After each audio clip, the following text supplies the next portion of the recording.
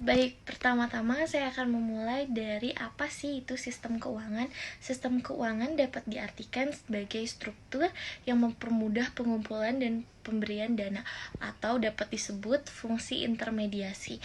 Nah, komponen utama dari sistem keuangan ini melibatkan berbagai institusi keuangan, pasar keuangan, infrastruktur sistem keuangan, serta serangkaian prosedur dan peraturan yang bertujuan untuk menjamin kelancaran proses sistem intermediasi ini. Stabilitas sistem keuangan sangat bergantung pada kesehatan institusi keuangan dan stabilitas pasar keuangan.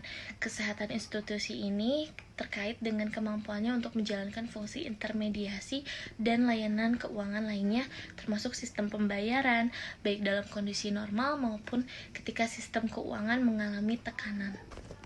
Sistem keuangan juga mendukung pergerakan dana melalui layanan sistem pembayaran yang dapat memberikan kontribusi pada kelancaran aktivitas ekonomi. Oleh karena itu, stabilitas sistem keuangan memiliki keterkaitan yang erat dengan keberlanjutan dan stabilitas perekonomian secara keseluruhan. Kebijakan makroprudensial merupakan salah satu kebijakan yang hadir untuk menjaga stabilitas sistem keuangan.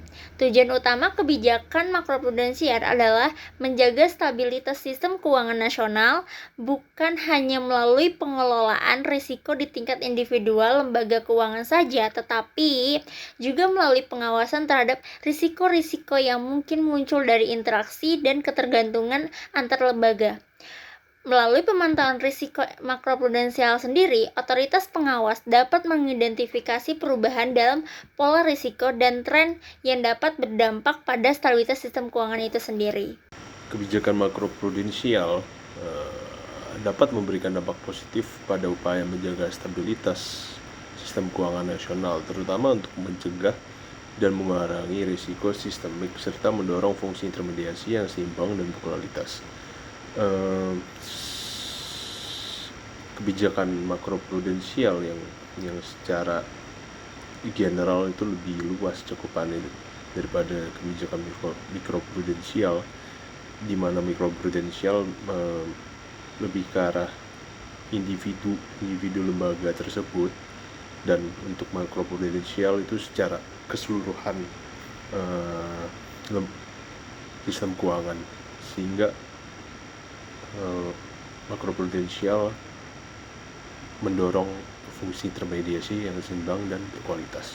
Kebijakan makroprudensial memainkan peran penting dalam mempertahankan stabilitas sistem keuangan nasional. Kebijakan makroprudensial tidak hanya menjaga keberlanjutan sektor keuangan, tetapi juga mampu mengendalikan risiko sistemik. Kebijakan makroprudensial menjadi pelengkap yang efektif terhadap kebijakan moneter, memitigasi risiko ketidakstabilan keuangan yang tidak selalu terkait dengan tingkat likuiditas semata.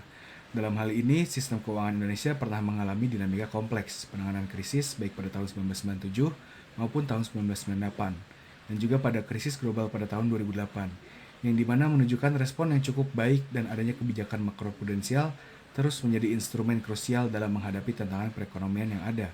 Kedepannya, penting untuk terus mengoptimalkan sinergi kebijakan makroprudensial agar sistem keuangan dapat tetap stabil di tengah perubahan kondisi ekonomi global.